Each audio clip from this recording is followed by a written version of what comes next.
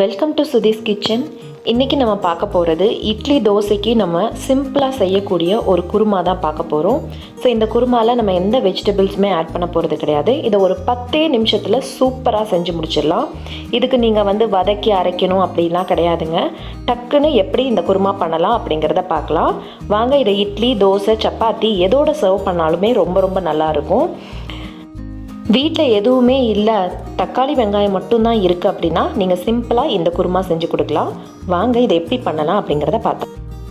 முதல்ல இதுக்கு அரைக்க வேண்டிய விழுது ஒன்று இருக்குது, அதை அரைச்சிக்கலாம். அதுக்கு ஒரு தக்காளி, ஒரு வெங்காயம், அப்புறம் ஒரு அரை கப் அளவுக்கு துருவின தேங்காய், அதையும் ஆட் பண்ணிக்கலாம்.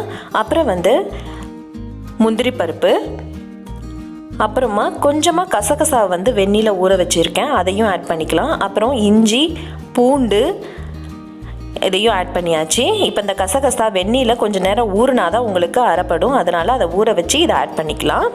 அப்புறமா பச்சை மிளகா, நான் ஒரு 4-5 பச்சை மிளகா கிட்ட போட்டிருக்கேன். ஏன் அப்படின்னா இதில் முந்திரி பருப்பு, தேங்காய் அப்படின்னு நிறைய ஆட் பண்ணுறதுனால இனிப்பு தன்மை ஜாஸ்தியாக இருக்கும், அதனால் நான் ஆட் பண்ணியிருக்கேன்.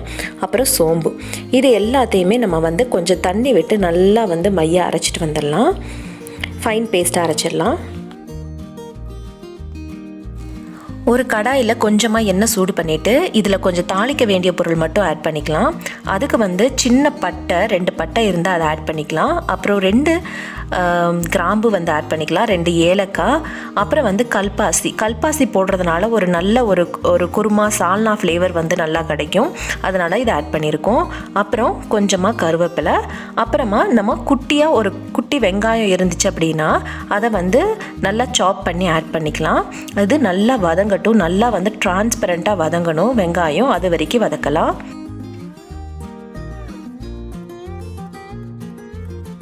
இப்போ பார்த்திங்க அப்படின்னா வெங்காயம் ஓரளவு வதங்கிருச்சு. நான் ஒரு தக்காளி ஆட் பண்ணியிருக்கேன். இந்த தக்காளி நல்லா மைய மசியணும், அது வரைக்கும் நம்ம இதை நம்ம வதக்கிட்டே இருக்கலாம். கொஞ்சம் மூடி வச்சு வதக்கினா கூட வேகமாக மசிஞ்சிரும். இதில் உப்பு, அப்புறம் கொஞ்சம் மஞ்சள் பொடியும் ஆட் பண்ணிக்கலாம்.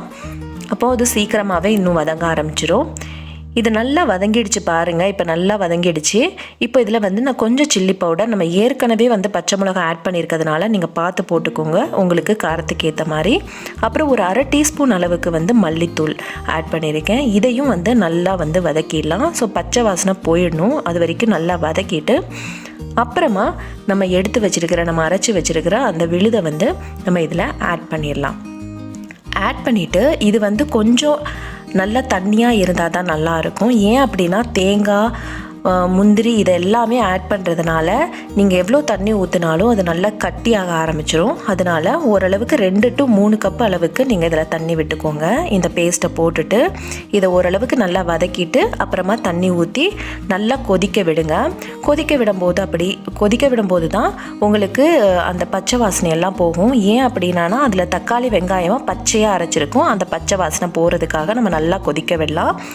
ஒரு 5 to 6 நிமிஷம் வரைக்கும் நீங்கள் நல்லா மூடி வச்சிட்டிங்க அப்படின்னா நல்லா கொதிக்க ஆரம்பிக்குங்க. அப்போ பச்சை வாசனையும் போயிருக்கும், நமக்கு சூப்பரான ஒரு குருமா ரெடி ஆகிடும்.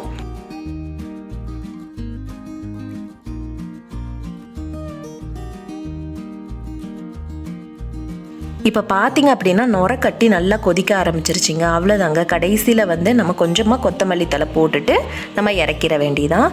இந்த குருமா ஒரு 10 நிமிஷத்தில் நீங்கள் ரெடி பண்ணிடலாம். நீங்களும் இதை ட்ரை பண்ணி பார்த்துட்டு எப்படி இருந்துச்சுன்னு சொன்னுங்கள். என்னோடய சேனலை சப்ஸ்கிரைப் பண்ணுங்கள், லைக் பண்ணுங்கள், ஷேர் பண்ணுங்கள். இன்னொரு சூப்பரான வீடியோவில் பார்க்கலாம். Until then, bye from Sudhi's Kitchen. Thanks for watching.